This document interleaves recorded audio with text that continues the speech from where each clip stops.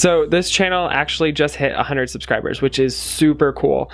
And my mind is actually kind of blown by that fact, and I'm really grateful for all the support you have given me. And in order to celebrate that, I wanted to talk about 100 mathematically, or rather, talk about some places where it comes up in math. Let's start with some combinatorics, or counting problems. Take some dots and arrange them into equilateral triangles, where side length is given by the number of dots. So here you can kind of see that this is an equilateral triangle of side length 1, and this one is an equilateral triangle of side length 2. When building larger equilateral triangles, we always keep the dots we had before in the previous constructions, even if they lie on the interior of the new triangle.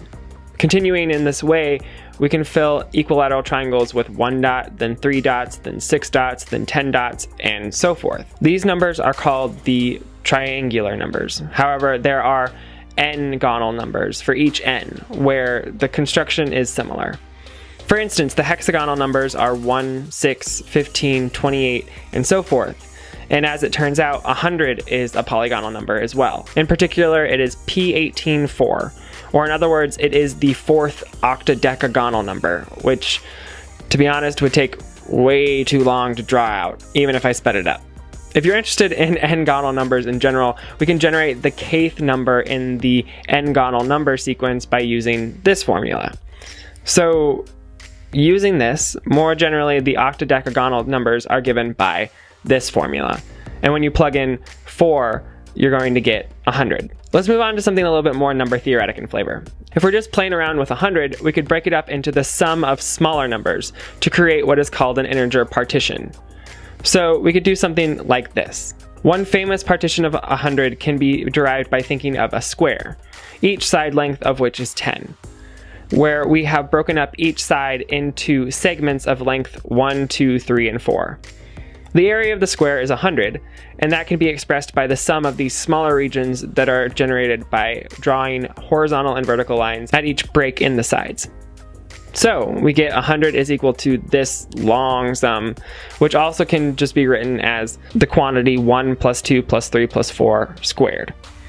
Alternatively, we can also write 100 as the sum of 4 cubes, 1, 8, 27, and 64. So we have that 1 plus 2 plus 3 plus 4 all squared is equal to 1 cubed plus 2 cubed plus 3 cubed plus 4 cubed. This isn't a coincidence, and we can actually relate it to our polygonal numbers that we talked about before. In general, this is called Nicomachus's theorem. We have that the square of the sum of the first n numbers, which happens to be the square of the nth triangular number, is the sum of the first n cubes. In some sense, this means that 100 is a squared triangular number, but if you're really digging the geometric names that are self-contained, you could also think of 100 as a 4D hyperpyramidal number. Okay, so the last place we're going to look at 100 is still in the world of number theory.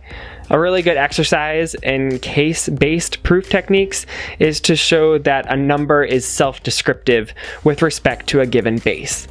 Base, for our purposes, is just what places you will have when writing a number. So usually we use base 10, but for example, in base 3, we would have a 1's place, a 3's place, a 9's place, a 27's place, and so forth. Proofs of self-description can be a bit tedious too. So for example, one could prove that 621000100 is the only self-descriptive number in base 10 because it has 6 zeros, 2 ones, 1 2, 0 3s, 0 4s, 0 5s, 1 6, 0 7s, 0 8s, and 0 9s. The proof of which requires several cases. So how does 100 come into this? Well, as it turns out, and I'll leave you with this to think about, there exists a base in which the representation of 100 is a self-descriptive number. If you can figure it out, let me know. Anyhow, once again, I want to say thank you so very much for all your support. I wouldn't have been able to get to 100 without you. As always, I am Nathan, this is Chuck, and I will see you next time.